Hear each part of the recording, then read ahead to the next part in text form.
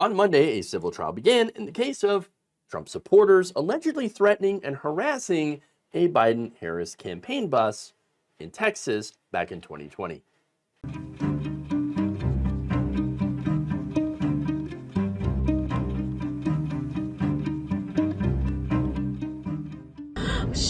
Look at that!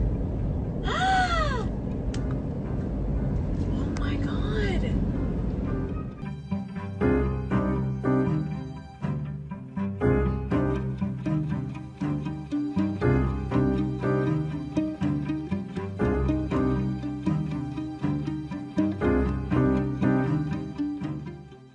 Somebody said that they had police escort, but I guess they defunded the police and the escort left because it ain't nowhere around. I think that thing is with the Biden-Harris bus. Oh yeah? Yeah, that white car is. I guess escort the Biden look, bus. Look. Look at how they're driving.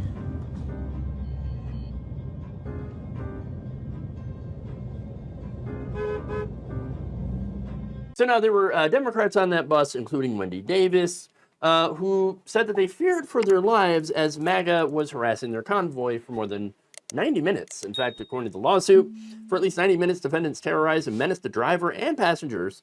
They played a madcap game of highway chicken, coming within 3 to 4 inches of the bus. They tried to run the bus off the road.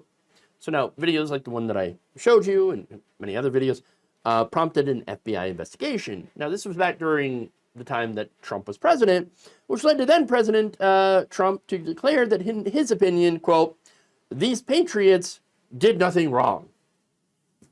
Run your opponents off the road? Nah, I didn't see anything wrong with that, as long as they're my political opponents. Right, of course. Now, among those suing is former Texas state senator and Democratic nominee for governor, Wendy Davis, as I mentioned. She was on the bus that day. There were three other plaintiffs. One is a campaign volunteer. There was a staffer, and then, of course, the bus driver who had to deal with this.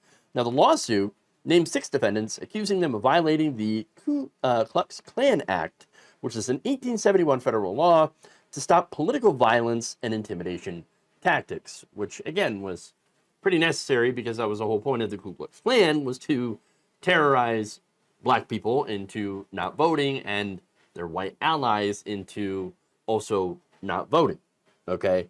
So, yeah, you saw the video.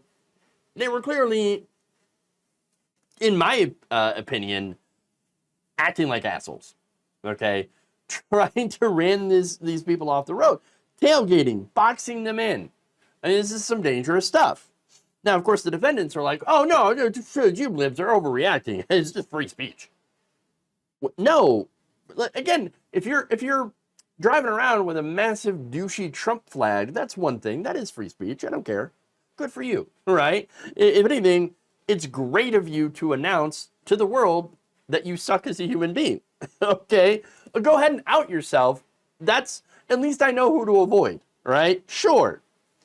Makes it easier to stay away from those people, right?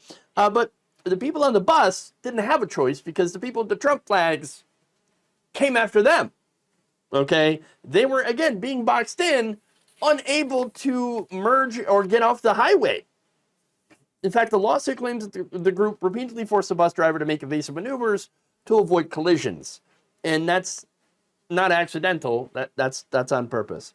Case in point, 2 days prior to the event, Biden-Harris supporters were subject to death threats, with some supporters displaying weapons. MAGA supporters, they love to take pictures of themselves holding these weapons and be like, oh, you're not exactly welcome here. This is Texas. Don't mess with us. Okay, well, these threats in combination with the highway confrontation did lead Democrats to cancel an event that was supposed to be held later on that day. If that isn't an example of intimidation, I don't know what is. But again, the defendants are like, the free speech. Francisco Canseco, an attorney for 3 of the defendants, said his clients only acted lawfully and did not infringe on the free speech rights of those on the bus. We're not talking about free speech. We're talking about, I mean, you are in trying to intimidate them, okay? This is a campaign bus that you're trying to run off the road. Intimidation, clearly. But Canseco says, oh, no, it's more of a constitutional issue. It's more of who has a greater right to speak behind their candidate. That's not speaking. But no. Look, ignore what you're seeing. It's just a bunch of patriots talking. Right, sure. Now, that said, the judge in this case wasn't buying it. This is Judge Robert Pittman, who's an appointee of former President Barack Obama. He denied the defendant's pretrial motion for a summary judgment in their favor, ruling last month that the KKK Act prohibits the physical intimidation of people traveling to political rallies, even when racial bias isn't a factor. That makes sense, right? Because, racial bias shouldn't be a factor in that. It should be any and all political, intimidation, right? So, I mean, for example, these are the first people that would cry if, for example, you had people that looked like they were Antifa, right? Doing something similar. Or just even showing up. Antifa! Oh my God, the Antifa have showed up! Oh no! Intimidation! You're intimidating us! Wear a hoodie around a Trump supporter. Be a black person around a Trump supporter. That's enough for them to be like, you're intimidating me, how dare you? It's insane. Now, one of the defendants, Eleazar Cisneros, argued that his group had a First Amendment right to demonstrate support for their candidate. But that, again, the judge didn't buy that. And wrote that assaulting, intimidating, or imminently threatening others with force is not protected expression.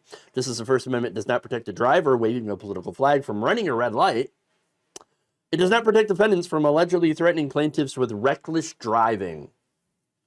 So yeah, good. I'm glad he threw out that ridiculous argument because it's ridiculous.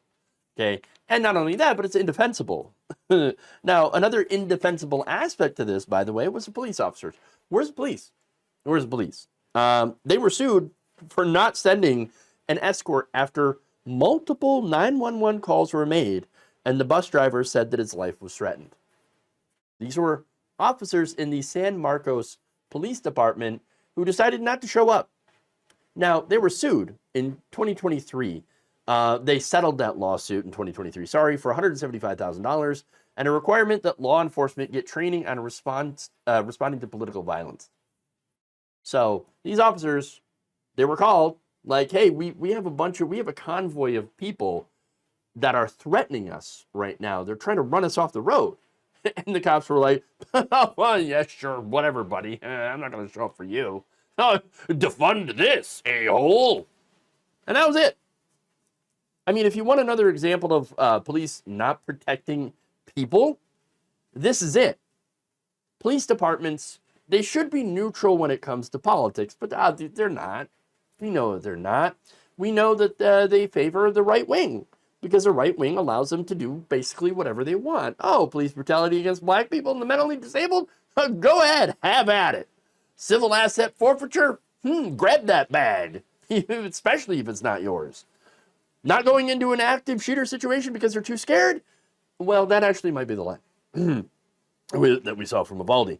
I mean, that said, I hope the plaintiffs win in this situation because, I mean, it's clearly not speech, it's clear intimidation, and no matter what side of the aisle that you're on, you should not be in favor of intimidating supporters of your opponent.